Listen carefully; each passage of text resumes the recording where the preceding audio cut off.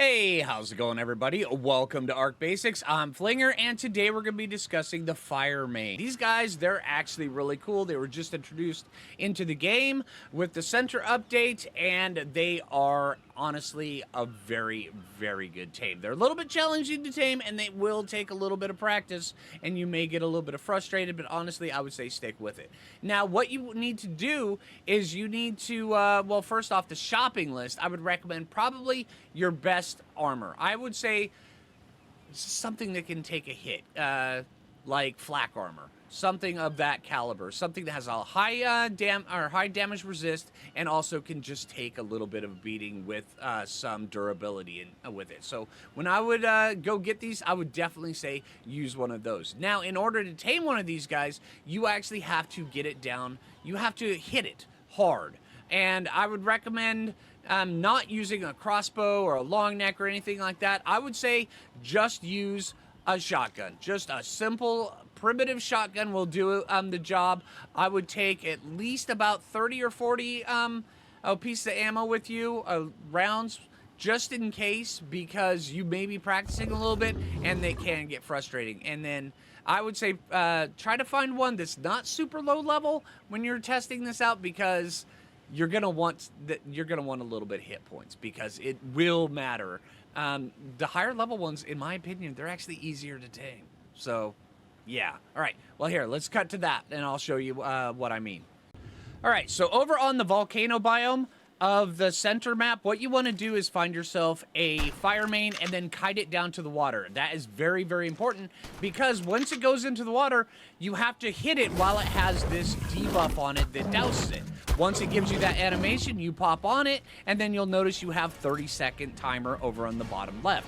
What you have to do is you have to hit things by lighting them on fire like this, and you'll see that it has that orange bar that is filling up. That is the dot slowly progressing and adding to it. It's adding stacks. Now, once it reaches up to a certain level, you slurp that out by hitting control and right click, and then that will heal the Pyromane that you're on a little bit, and then also it will add to the taming bar that you're doing. And you just keep doing this over and over and over. The problems I was encountering when I was doing this in my practice is that the Pyromane, they just don't have enough health to keep up with a lot of things. So with this one right here, I was lucky enough to find a high-level Rex that I could just keep behind it, and it wasn't hitting me as much and allowing me to stack the dot on it and then keep slurping it off, getting that heal, and then also helping out with my tame. So this is the preferred way, I would actually say, to tame one of these guys. In my opinion, this is the most effective that was for me. I was able to find a level 20 and a level 35, but the level 20 ended up dying to a pack of raptors. I just couldn't heal it fast enough, because that heal, it does help, but it doesn't help enough, especially with that much front-loaded damage coming at your face. And then the level 31 died to a Carno because the bleed damage was just too much for me to keep up.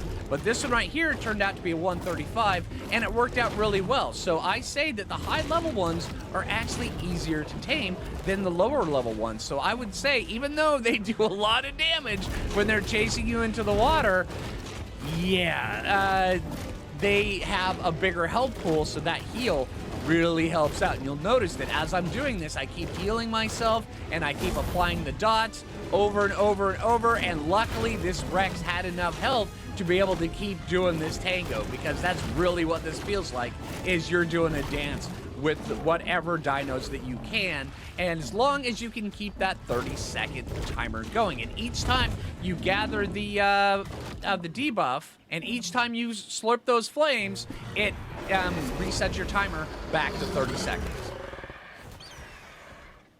And then as soon as you're done with that, all you have to do is click control, and then there you go, you've got your tame.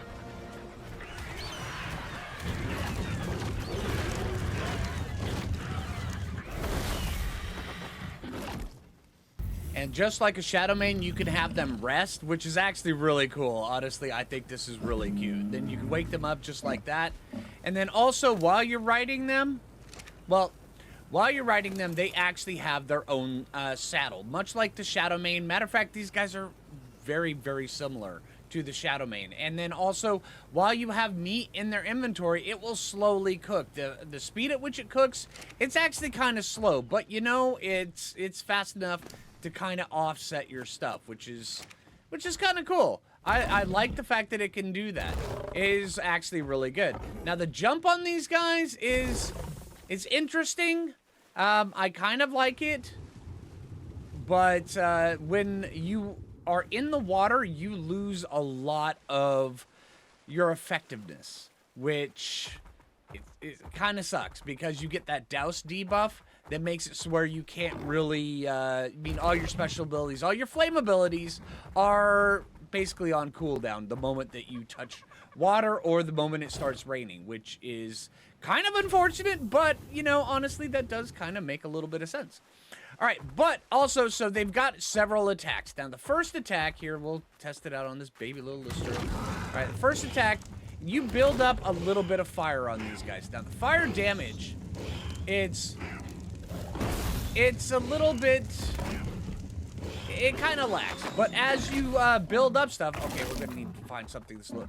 There we go, a Bronto. All right, but as you are building up, what you can do is, just like when you're taming these guys, you can flame absorb. Now, that flame absorb does a couple different things.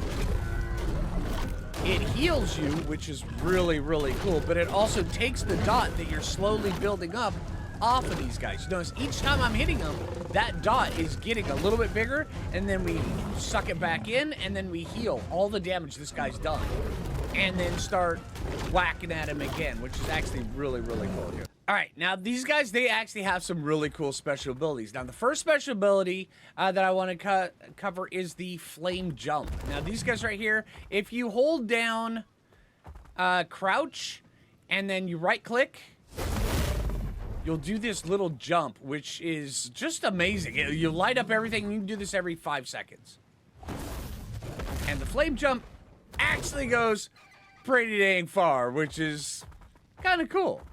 All right, now one of the other cool special effects, or special abilities, is while you're doing this, all you have to do is right-click and hold, and you will lead this really awesome trail of fire. Now, the trail of fire, I haven't really tested to see just how much damage it does, but you know, we'll get this little trike inside of here, and this also drains your fire while you're doing this. Let's see. Come here, dude. All right, come here. Eat my butt trail of fire. Come here. Okay, so that does stack up. That does stack up the flame dot on him. That's really good. I'm kind of enjoying that. That's kind of cool. Here, let's just kill you with just this. Here, ring around the trike, dude.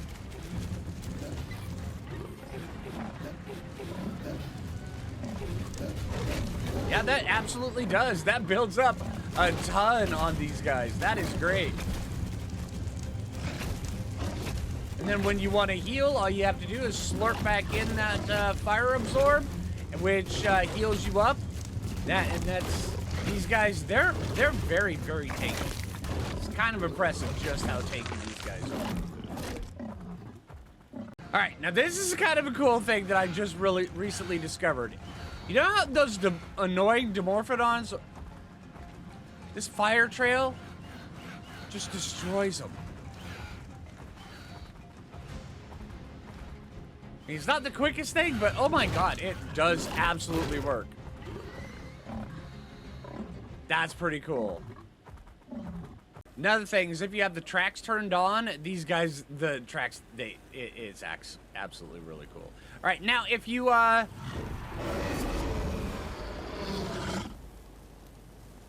you can roar, but also, yeah, there's a couple different things that you can do. See, right over there, we've got the campfire. Now, what we can do, we can actually turn these guys on so where they will light up all the fires in the area, and they will fuel them. There is absolutely no fuel in this thing, but they will completely light this sucker up, and they will do that to everything. The forges over there are lit up, everything. Now, we can actually turn this off, or we can lower it down, say if it just gets a little too annoying. We can lower down the range, and then also you can just turn it off if you need to. And then it'll take a couple seconds for them to extinguish themselves. But, you know, There they go. Oh, it sounds like, yeah, the forges just went off with the fires. There they go. All right, but also another cool thing that you can do is you can transform these guys into little bitty dudes, which is absolutely cool. You could, they're much like a Ferox, only without the element requirement.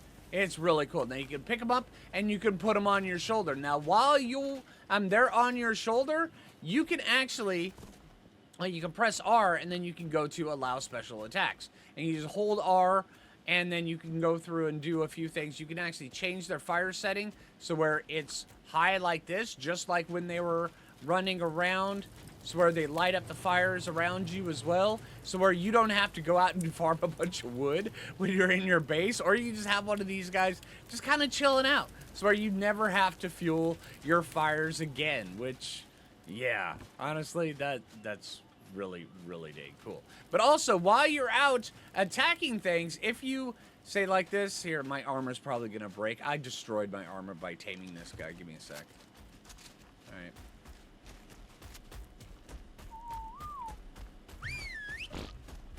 There we go. He'll actually go up to it and then do the exact same dot on there as well, but he has to get really close, and he has to. It doesn't like projectile vomit the flame like a flamethrower or anything like that, but it does do a lot of damage, which is kind of cool. Just let him harvest that up a little bit. But yeah, that flamethrower does add up quite a bit of damage. Although you do have to get relatively close to it, so yeah. And also, from here, just by holding R, you can just go like this, ride, and you'll immediately just transform like that into a riding animation, so where you can start... yeah, you can just get away if you need to. So you can have one of these down, and if one of them dies, you can take the one that's on your shoulder and get away. Or you can ride around on a flyer with this dude on your shoulder, and he kind of really... I mean, when it comes to cryopods and the new settings that they have on official servers, it's, yeah, these guys, they're pretty good. I'm just saying. It's where you can actually have two dinos at once. All right, now also you can do the, get it on your shoulder from a riding animation just by going Control-C while it's like that, and you can just immediately go back like this, which is very, very cool. Also, while you... Here, let me throw you down here for a little bit, dude. All right, now, while you have one of those on your shoulder, here, let me show you. You'll have heat and cold resistance buff. Now, here, let me show you. I picked that up, and you'll get a buff called Cuddled by Fire. Now, what this does, this actually increases your cold and heat resist, but...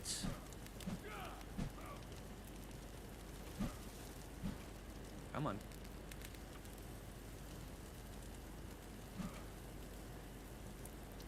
He's not doing it.